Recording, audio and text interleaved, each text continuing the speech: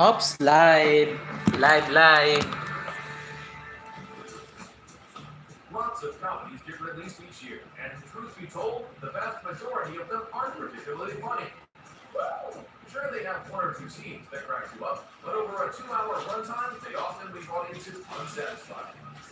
Live muna tayo There ng are those rare konti. gems that remain fun for the entire ride. So let's take a closer look at why some comedies succeed where others fail to London impress. Bridge is To be full. clear, this is only going to be about pure comedies, action comedies or rom-coms and so on. First of all, this genre is highly subjective. Some people don't like The Big Lebowski, and then there are those who actually think Adam Sandler is funny. Also, humor differs by country. Obviously, they don't like Borat in Kazakhstan, but it goes deeper than that. British comedy, for example, is often quite subtle, while American jokes are much more over the top. Rika Inot, ayan. Hello, Tamsak Dan. Ayan, salamat po, Links Vlog. At saka kay kay Rika Inot. Salamat po sa pagdalaw. Some people love pratfalls, other people love like quiet, subtle mumblecore Paano to? comedy. Hindi na ako marunong mag-LS eh. Live chat, super chat. Live chat na lang. Paano yun? Ayan, salamat po, Rika Inot sa iyong tamsak. Still, if the topics are somewhat relatable, despite being totally Tay, saglit lang po, ha? Films are like Next up are the characters. One thing, but there aren't just crazy ones. Sir, ikaw? Take the Hangover. Sige, kain na. Sir, kain sir. Jim Jones, Mr. Chow, Wala pang kain. Mamaya, pasaluto yung kain. Kain ulit. Jazz, kaldo Jazz. and House of Stew are also there to put things into perspective.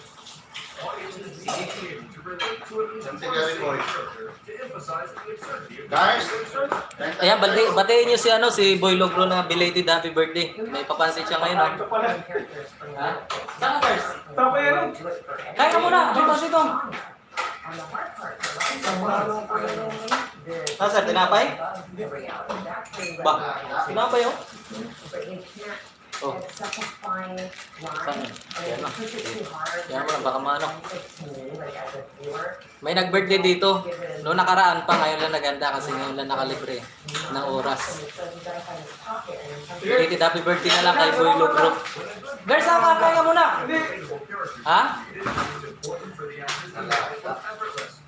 Temptation. You can often tell they're trying to walk. This might sound obvious, but it's quite May kanta na eh. They're hired to be funny, so their talent is not in work. Ayan, oh. Ayan, oh. Pansit. All of those things, equally as hard as drama, Damay mo nila kain. very different. Not worry about how you're being perceived, not worry about the depth Sige po. Walang problema yan. of the play. Sige, salamat. Thank you sa pagdalaw. Will Ferrell is a great comedic talent with loads of hilarious comedy. As with any actor or actress specialized in making comedies, it's often a case of you either hate them or you love them. Still, for all ages, Ano sa inyo, Jack? Jack! Tinapay. Comedians work very hard being funny. Ha, kain mo na. Writing, Ba? you know, Jazz, kaldo Jazz. it seems like just nose to the grindstone, sitting at the office and thinking of funny jokes and just writing, you know, for hours and hours on the 95 show. And people just think that funny people are funny all the time. But a lot of people, it's hard work being funny. regardless of how good and funny an actor is, though, his or her skills alone can't save a bad script. Comedy definitely seems to be the most abysmally tough genre out there. Some great films flop, while Razzie record holder Jack and Jill miraculously made back twice its budget. What some consider funny, others find repulsive. So even reviews can't tell you whether or not a movie is worthwhile. Our advice, just watch the trailers, as they tend to put all the best jokes in there. If even those don't make you smile, it's a good idea to avoid that film. Kain ka. Kamote ML. Kamusta na channel mo? We've seen a lot of Fast and Furious Huli na ba? already, and there's no denying that the franchise is hugely successful. But which titles do we make our best. Here are our top 3 favorite Fast and Furious films. Mali na channel mo? Fast and Furious 6. This is the one that brings back Michelle Rodriguez's character Letty. Ah, She sige, was in sige. the first film when still an unknown actress. but Kain mo na. in the following year. So not bringing her back Ano tayong from the dead pansit? would have been a missed opportunity. Another reason we like this one a lot is because the jokes are really funny. Especially those Pala ko, okay na, hindi ba pala? and ludicrous, who are mostly there to be the comic relief. And last of all, this title also has one of the greatest car chases in cinematic history involving a tank on the highway. A multicultural film in a reflective, progressive way that speaks to the new millennium. I think that we aren't problema? afraid to take a film that would otherwise be a full-bore action film and turn it into a love story. The runner-up is Furious 7. This film actually features the most insane stuff we've ever come across, and that's when they dumped the car out of an airplane for real. Relax ka lang eh. And the Okay na yan. between Michelle Rodriguez and MMA champ Ronda Rousey. And some over-the-top Dwayne Paano Johnson problema? nonsense Basta was secretly very enjoyable. Ba't hindi na-approve? But more than anything, this installment will go down in the books as Go, a grabe ka. featuring Paul Walker. Sadly, Wala ba? during the shoot. Basically what we all kind of realized was that we had to finish this film. You know, there was no way we were not going to finish this movie. We had to finish this movie for Paul. And to really honor his Wala. legacy, Day off namin ngayon. you know, the great guy that he is, and to Day off ngayon, day off. the last movie that he made. And so we wanted the fans up there to get the opportunity to see Kain mo na. Vlog na ba ako? And we're on to our favorite Fast and Furious picture, Fast 5. The first ever film was a surprise hit, but in all honesty, parts 2, 3, and 4 weren't too impressive. And the franchise was on the brink of going straight to DVD. People still watched DVDs back then. Well, it turned out what the saga needed was a bit of Dwayne Johnson. When he joined the family, the franchise was propelled into the stratosphere, ultimately reaching the levels it's at today. The two biggest highlights of this movie are a car chase involving a massive vault, we kid you not, and the epic clash between The Rock and Vin Diesel's characters. Look, we wanted to do something really cool and recognize, I think, just how epic it was that, we're going to come together in a movie, and we're not making a bloody cop movie, we're not making Lethal Weapon right now, we're making a movie where I'm going to hunt you down, and when I find you, it's going to be earth-shattering. I'm coming to kick your ass.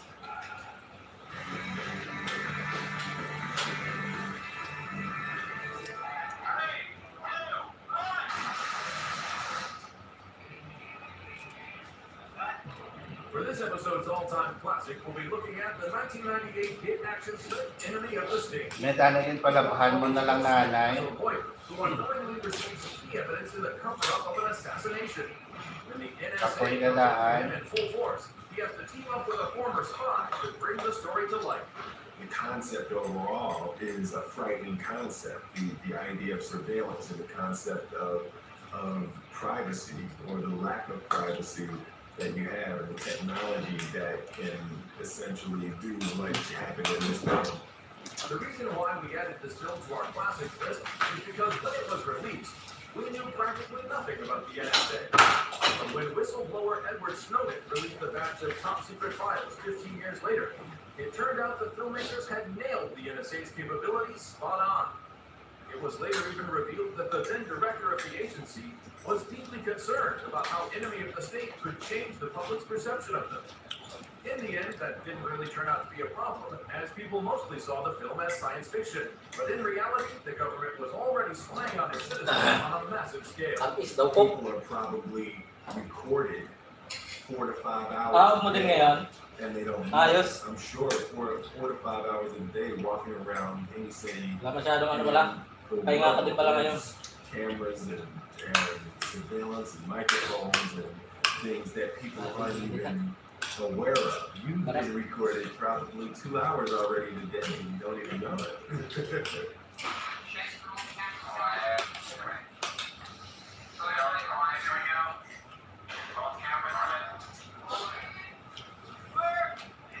Bakit man? Parang isa pa ang hire ngayon, wala pa silang ano eh. Further back in 1974, the Hindi ka na din film masaya dyan. Conversation was released. In it, Gene Hackman played a surveillance specialist who disappeared towards the end of the film. For Enemy of the State, Gene is back, and it looks like he picked up his old character. And that's not the only thing the late director Tony Scott borrowed from the 70s flick. I stole a lot. I stole Gene Hackman's picture from the conversation. Parang wala pa ba eh? I stole his homage to or tribute to the sequence in the square. It was a direct lift from the conversation, from the opening sequence of the conversation. But I think he did it well. Ayos din, nadagdagan ng sahod mo. It's valid. Enemy of the State is a classic 90s action film with a well-written plot and two Kailan ka uwi? It might not have made that much of an Dapat uwi muna. but they did manage to expose the NSA's surveillance practices at a time when they were still top secret. It just took Uwi 15 muna. years to prove they weren't Hindi exaggerating. pa na umuwi.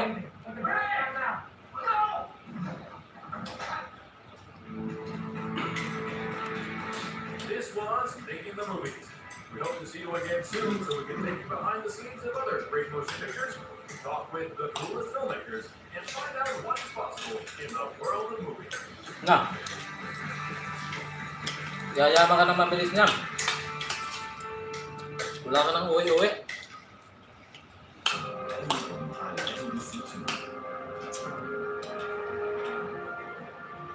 Yun lang, oh, isa din yun. Di ba kasama mo sila dyan ni, ano, ni Jorens?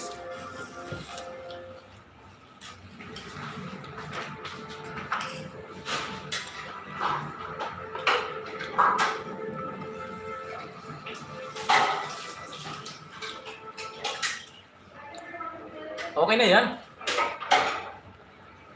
Kaysa doon ka sa Pilipinas, hindi ka makabalik, wala kang pera. Ha? Andiyan pala si Jorens. Ha? Andito yung mga kasamahan niyo dati.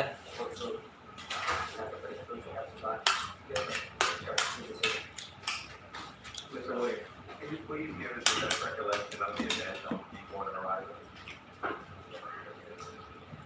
I was on the phone around 9:30 with my wife. That's when I heard the hissing noise. I heard the engine start to rev. The hissing turned into a full-blown roar. Tama yun, diyan ka muna kasi wala naman din trabaho sa akin In a eh. second, there was a huge explosion. Projectile was coming from everywhere. The heat was overwhelming. 1 year na extension niya, wala pa minimum. The general alarm was set up to inform the entire rig. Number one fire.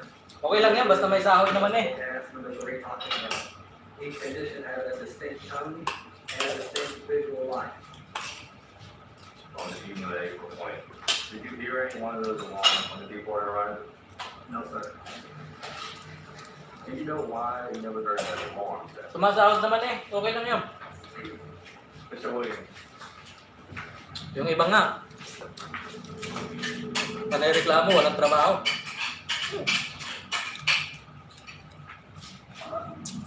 Makakaway din yun.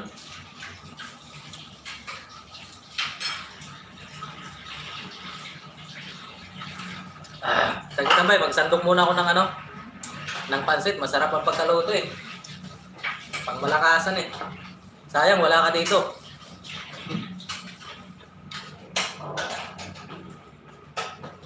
Oh, saan ka na? Ayaw mo na? Bak, lang ka nito oh. Ito, ginapay sir, oh. Jack? Bak.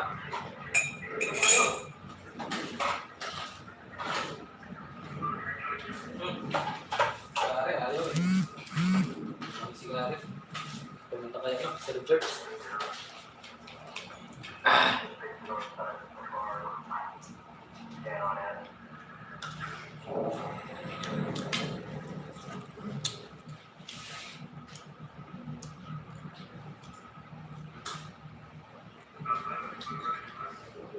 Kain ka muna dyan. Ano na eh? Ano muna sa ba? Tanghali na eh. Mag-alas 12 na pala. Kain ka muna dyan.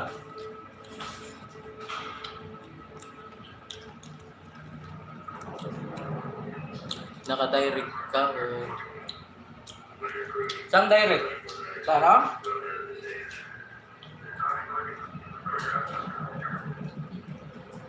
Direct.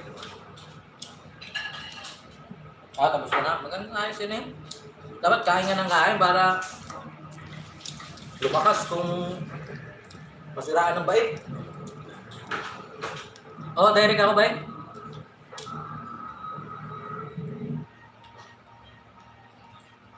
Direct. Ikaw ata pwede ka mag-direct eh. Nakailan na ba yung ano mo? Parang 1 to ata yung ano eh. Yung minimum ni Lolo, para pwede ka mag-direct.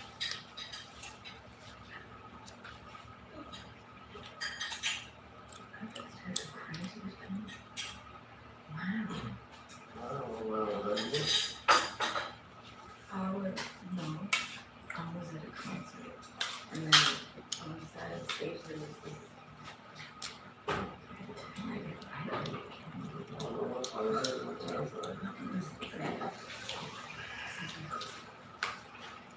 Tumataba ka na siguro dyan eh. And everything I was doing.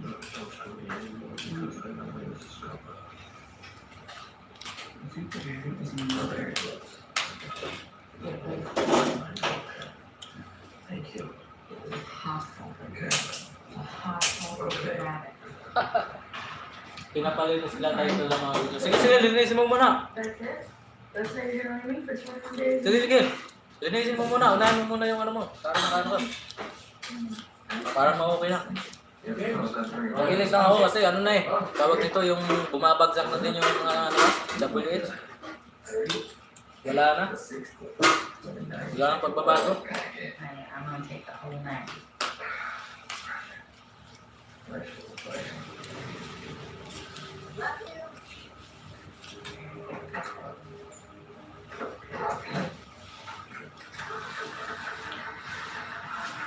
Sige, bye. Kamping. Ingat. Sige, sir. Ano mo? Ba?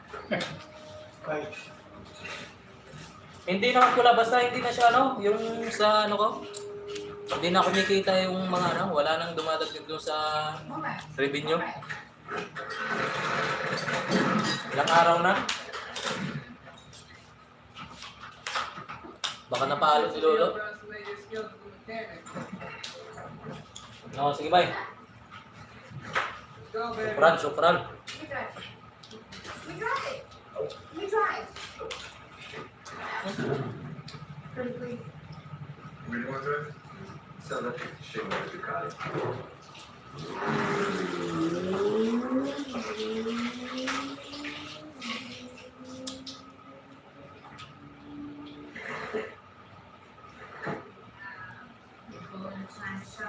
Maganda to eh. I only did not because I want to burn it. Okay, that's disturbing. You're not supposed to know anything about that. You're supposed to just think baby food. Loud. You sit down, honey. How's it going? Sa laliman ng tubig. You did such a good job. It's really great. You can't look at me. Why? It makes me comfortable. My location makes you uncomfortable? Stop! I'm asking. You want to come in here, I'm really allowed to come in here. Be more than a drop of water, okay? And really explore. So my hands then find it over, and then put it on the phone, throw it away, and don't try to let her. So even with the movie, you don't have to put them there, then you all kind of rush you. Because that oil is a monster. Like the neon dinosaurs all that oil. Because the tree has a million of them. Neon dinosaurs give it higher, higher, higher. It's like a mile of onion is dripping down. Corner. And down his friend gets a border. These little dinosaurs can believe. So they rush through the book and snap. Then onto a big machine that made its way down the ocean floor called they run into this stuff called mud. They cram down the straw. The mud's so thick and heavy, it blocks the oxygen coming up. They sail away to the next. That's when all the lemons show up all happy, like there's something. Say when you're wrong. amin tayo. Ha? Pilit? Then immediately Huwag falls. natin pilitin. Pilit. Tuloy ka sa aming kanya. Tuloy ka na rin kaya ng malabuto. And that's what's the news. Parang maliit lang. Malab- You can't do that. Parang bra. Tawag ko ron. There should be rules. Hindi kayo ba talagang tao?